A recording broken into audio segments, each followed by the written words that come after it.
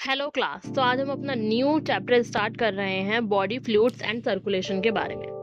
Body fluid और circulation पढ़ने से पहले हम इसकी रिक्वायरमेंट का पता होना चाहिए कि हमारी बॉडी में बॉडी फ्लूइड की ज़रूरत क्यों पड़ी है। लास्ट चैप्टर में हमने क्या पढ़ा था कि हमारी बॉडी के अंदर मेटाबॉलिक वेस्ट CO2 जनरेट हो रहा है और हमारी बॉडी को मेटाबॉलिज्म के लिए O2 की रिक्वायरमेंट होती है।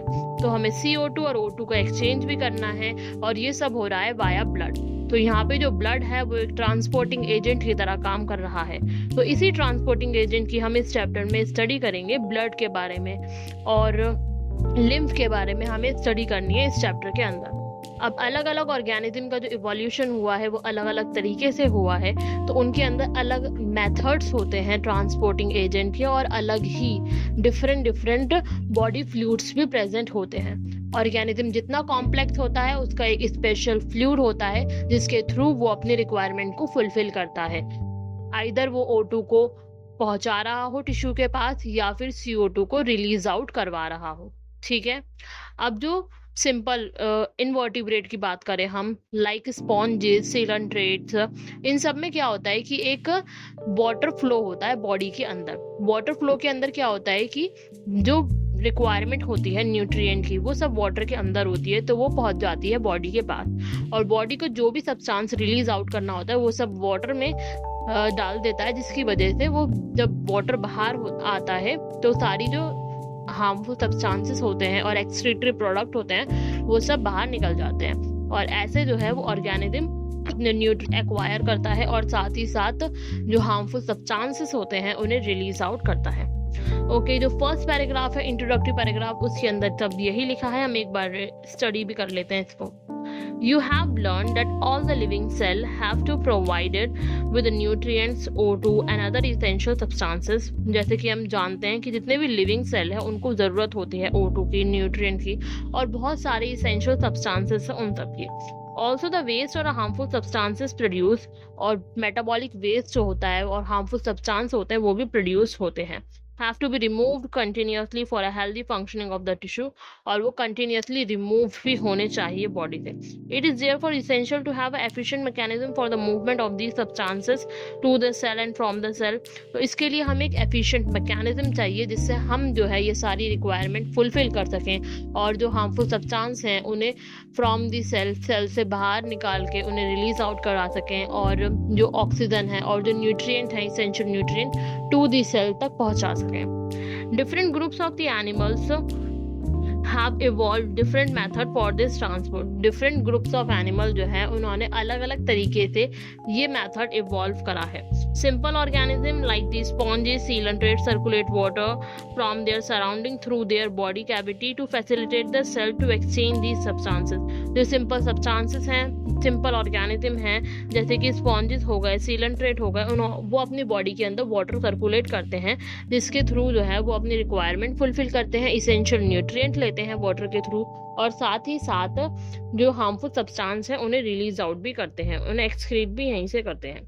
More complex organism use a special fluid within their body to transport such material। जो more complex organism जो होते हैं, मैंने आपको बताया था कि उनके पास एक special mechanism होता है, एक special fluid होता है जिसके थ्रू वो सारा प्रोसेस करते हैं।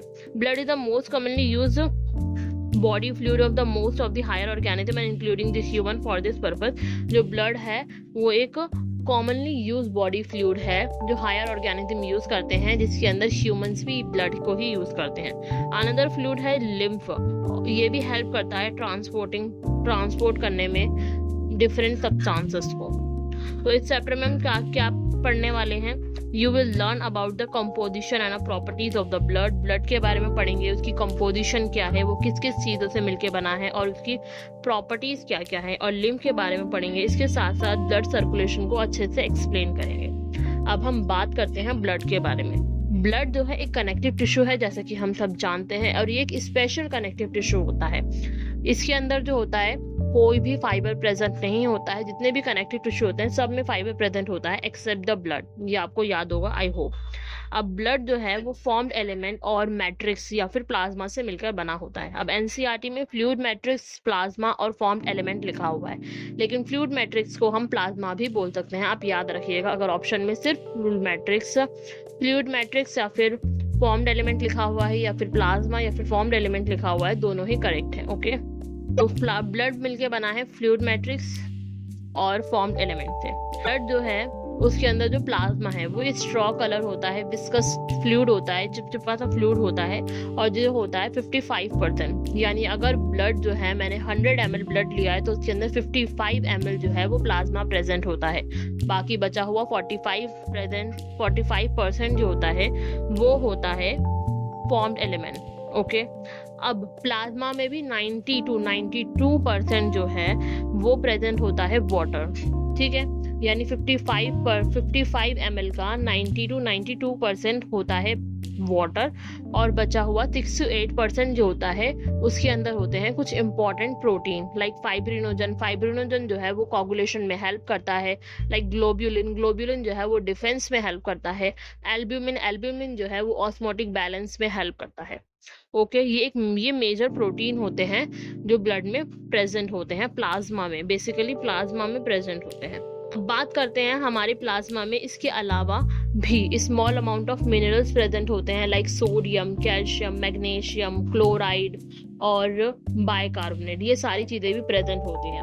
और इसके अलावा ब्लड प्लाज्मा के अंदर अमीनो एसिड, ग्लूकोज भी प्रेजेंट होते हैं जो कि ट्रांजिट स्टेट में होते हैं। एनसीईआरटी की लाइन है ये भी, amino acid, glucose, lipid, also lipid, amino acid, glucose, lipid etc are also present in a plasma as they are always in a transit in the body। ये always क्या होते हैं, ट्रांजिट होते हैं बॉडी के अंदर। ट्रांजिट का मतलब क्या होता है कि ये बॉडी में आते भी रहते हैं और बॉडी में जाते भी रहते हैं, बॉडी से जाते भी रहते हैं, लाइक स्टोर हो जाते हैं या फिर एक्सक्रीट आउट हो जाते हैं या फिर डाइजेस्ट हो जाते हैं। मतलब बॉडी में आते भी रहते हैं, लाइक हम जो खाते हैं उनके थ्रू, और बॉडी से जाते भी रहते हैं और बॉडी में स्टोर भी हो जाते हैं। ओके, अब कोगुलेशन की बात करें तो बॉडी के अंदर जो क्लॉटिंग फैक्टर्स होता है, जो कोगुलेटिंग फैक्टर्स होते हैं वो भी प्रेजेंट होते हैं प्लाज्मा के अंदर, लेकिन वो सबके सब इनएक्टिव फॉर्म में होते हैं। जब ब्लड जो है वो बाहर, जब कहीं स्कार आ जाता है या फिर कहीं इंजरी हो जाती है तो वहां से जो ब्लड रिलीज आउट होता है तो वो एनवायरनमेंट के कांटेक्ट में आने के बाद जो है वहां पे जितने भी क्लॉटिंग फैक्टर्स जो होते हैं वो एक्टिव होना स्टार्ट करते हैं। इसका एक प्रोसेस होता है, उसे कैस्केड साइकिल भी बोलते हैं, वो हम आगे पढ़ेंगे। इसके अलावा अगर ब्लड में से मैं ये क्लॉटिंग फैक्टर को हटा दूं तो उस पर्टिकुलर सब्सटेंस को मैं बोलूंगी सीरम। यानी अगर मैंने 2 टेस्ट ट्यूब ली, एक टेस्ट ट्यूब के अंदर प्लाज्मा है और दूसरी टेस्ट ट्यूब के अंदर सीरम है, तो सीरम एनवायरनमेंट के कांटेक्ट के आने के बाद भी वो क्लॉट नहीं होगा, लेकिन जो प्लाज्मा है वो क्लॉट हो जाएगा बिकॉज उसके अंदर क्लॉटिंग फैक्टर प्रेजेंट होते हैं। तो यहाँ पे हमारा ये टॉपिक कंप्लीट होता है। अब हम नेक्स्ट क्लास में फॉर्म्ड एलिमेंट के बारे में पढ़ेंगे जो कि इरेथ्रोसाइट है, ल्यूकोसाइट है, उसके बाद ब्लड के बारे में पढ़ेंगे, कैस्केड साइकिल, बहुत सारी चीजें हैं इसमें, इंटरेस्टिंग टॉपिक्स हैं, वो सब हम स्टडी करेंगे। Thank you and all the best.